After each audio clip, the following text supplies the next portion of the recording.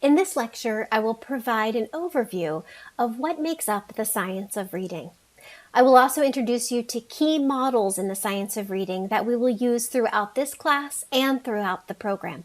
The key idea connected to the science of reading is that we use scientific research to guide our understanding of reading development and instruction. We are informed by the research from cognitive psychology, neuropsychology, and educational research on learning, how the brain processes reading information, how instruction influences change in reading performance, and also changes in the brain, and how to support children who find reading exceptionally difficult.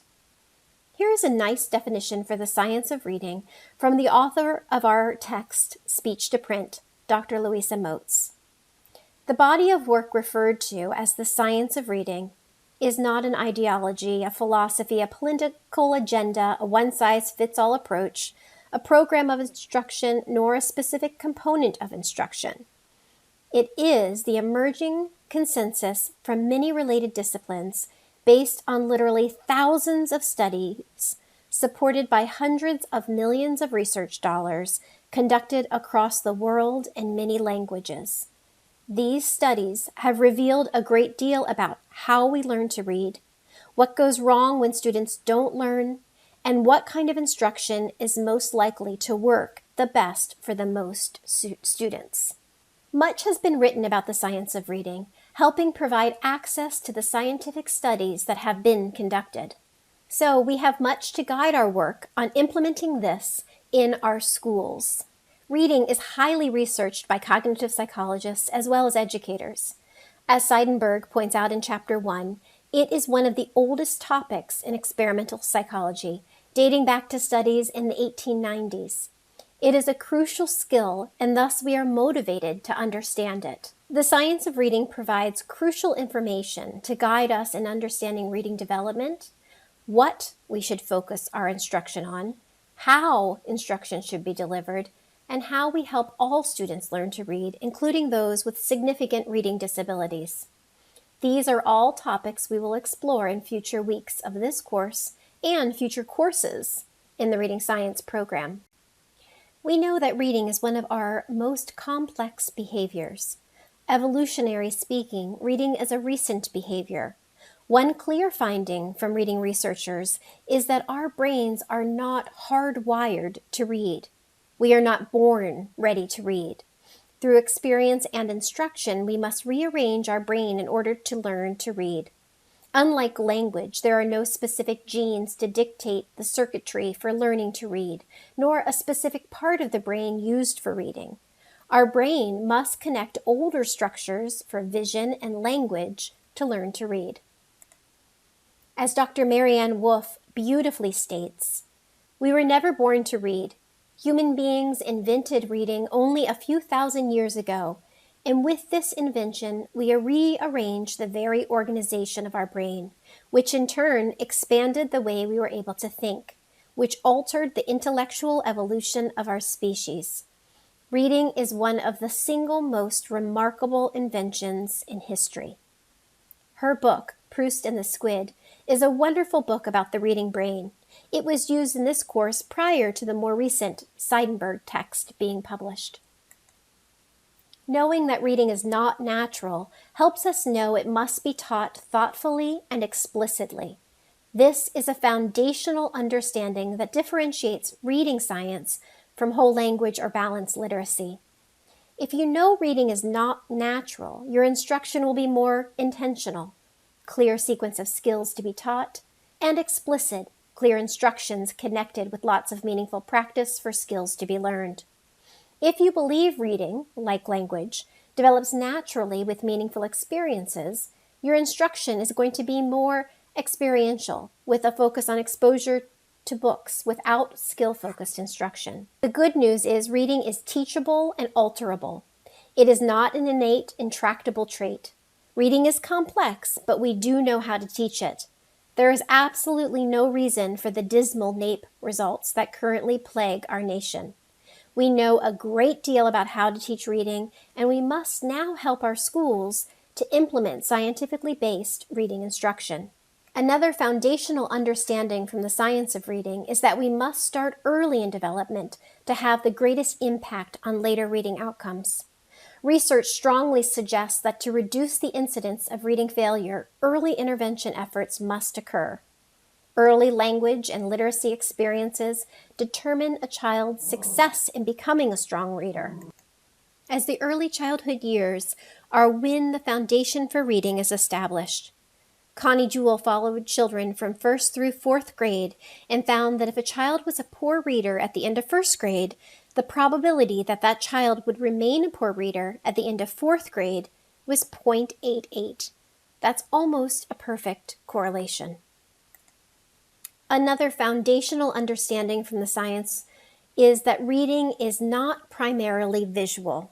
Literacy is achievement that rests primarily on language processes at all levels, from elemental sounds to the most overarching structure of text. Once students learn to read the words, the code, it is verbal abilities, language comprehension, that primarily determine overall reading achievement. That's from Motes on page 2. Yes, we look at words to read, but the reading process is cognitive, language-based skills. Therapies that focus on correcting vision, cover overlays, special glasses, eye exercises, don't work. One model that is key in reading science for understanding factors involved in learning to read is the simple view of reading. This well-researched model has been confirmed and expanded upon for decades. It is discussed in Chapter 1 of our Motes text and in the short Farrell et al. Article for this week. It is a very helpful model for understanding the skills needed for strong reading and where there might be breakdowns in reading. The model was originally researched by Goff and Tunmer in 1986. The main idea of the model is that reading with comprehension is the product of decoding and listening comprehension. Reading skills depend on both lower-level foundational skills that drive word recognition, including key skills such as phonemic awareness and phonics, and the higher-level aspects of language comprehension, key for comprehension including vocabulary, background knowledge, and discourse. Both parts of the simple view of reading equation rely on linguistic abilities, and both are necessary for reading comprehension. If either part of the equation is weak, reading comprehension will be negatively impacted. Reading is more than the sum of its parts. Students must decode in order to read words accurately. Students must read words accurately and fluently to comprehend, and they must understand language in order to comprehend what they decode. The end goal of reading is to gain meaning. By teaching these components, students will be well prepared to read and comprehend what they read. Reading is difficult for many people. As we have seen by looking at the NAEP data, many children are struggling with these essential skills. For many, the reasons is a lack of appropriate instruction. The simple view of reading is a helpful model for understanding instructional needs of students and, connected to this, understanding subtypes of poor readers. We will talk about this in more depth in later weeks of the class. There are basically 3 subtypes of poor readers: those who have trouble with the code, dyslexic, those who have trouble with language, hyperlexic, and those who have trouble with both. Goff and Tunmer described this type as garden variety reading disability. Others have called this category having a double deficit of oral and written language difficulties. Learning to read is a multi-year developmental process. Skill and proficiency is achieved across early childhood and the elementary years and continues to develop even into adulthood.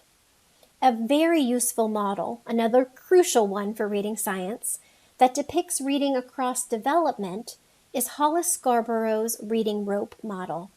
This is a favorite for sure. We joke that by the end of the reading science program, many of our students get a tattoo of the reading rope, as we all come to love it so much.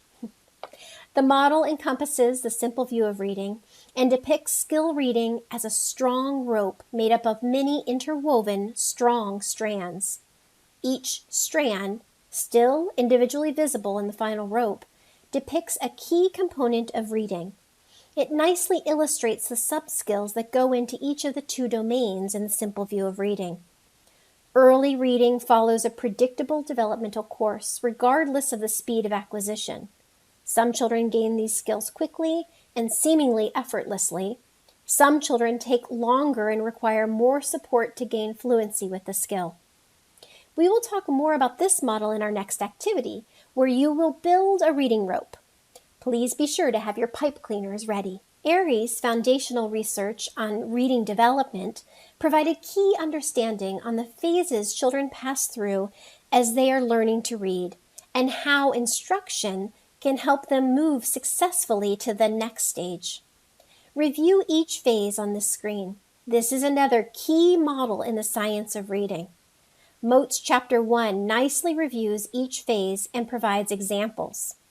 This table comes from her book. This is an important section to review before the quiz. Hint, hint. Aries' phases can be nicely mapped onto the reading rope's depiction of development. Again, all readers go through these phases. We need to provide the correct level of instructional support to ensure they get the needed skills to support moving to the next phase of development in a way that keeps them up with their grade level peers. The science of reading also informs us on how to deliver effective instruction.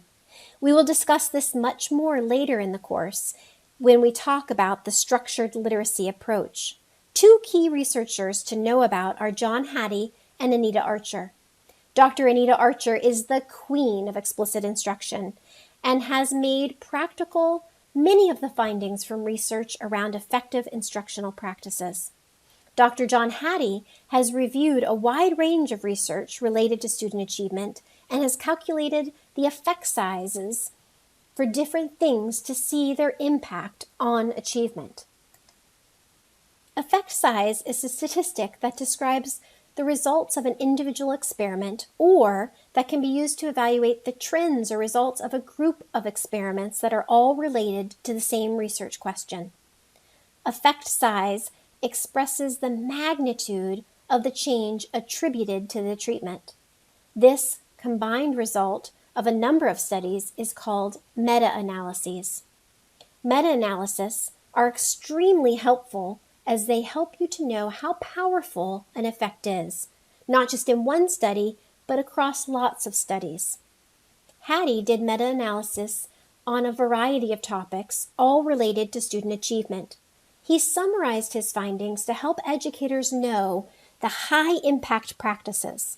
Effect sizes are reported as high, 0.4 or higher, medium, low, or negative.